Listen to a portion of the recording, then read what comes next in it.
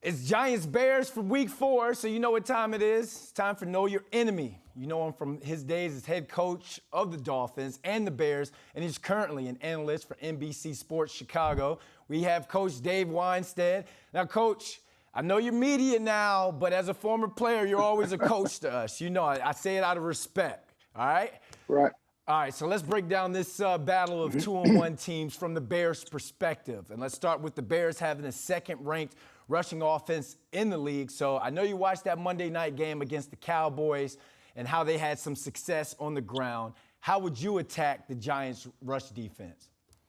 Well, to be honest with you, Brandon, the Bears, as you said, I mean, they have run the ball successfully from the first game all the way through. And I knowing those guys, having been up to training camp, I mean, this is the foundation that they wanted to start with. You know, they got some young offensive linemen. They've got some new offensive linemen. They've got a new offensive system with Luke Getsy, the offensive coordinator, coming in from Green Bay, new head coach, Matt Eberflus. So the starting point is the run game. And they've been successful with that, probably more than anybody in the NFL in Chicago thought they would be.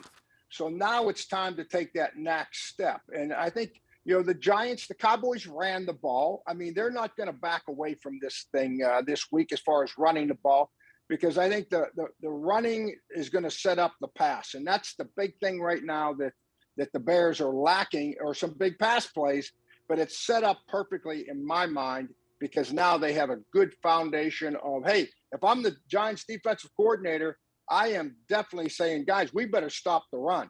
And that's what you want. To get some big pass plays, you got to be able to make a commitment to the running game. Yeah, the Bears had that two-headed monster of Herbert and Montgomery. I mean, I liken or compare them to the two-headed monster with the Cowboys, Pollard and Zeke Elliott, who were able to run for 176 yards. All right, Coach, let's Riverside it. The Giants' run game is the strength of their offense, and the Bears are second worst in the NFL in stopping the run. Schematically, how do they stop Saquon? Well, I was surprised. I expected Green Bay, with Aaron Jones and A.J. Dillon. Those guys are premier, running backs. I expected them to run the ball some on the Bears. Last week kind of disappointed me. When the Houston Texans lined up and they pounded the ball successfully, that bothered me a little bit. And now we're facing Saquon Barkley, as you said. The thing that the Giants, I was shocked on Monday night that I was looking at the number of carries that Saquon had, and I thought, I think would he have 10, 15 carries, maybe 15 in the whole first half or the whole game? I don't have the exact number. Whatever it was, in my opinion, and I've always believed in the run, I would have given him the ball a lot more earlier in the game. I mean, he's the best player they got on their offense, and he's playing that way now. You got to find ways you got to give him the ball. And I've had some great, LaShawn McCoy, Ricky Williams, Emmitt Smith. I've been around some great backs. They need the football.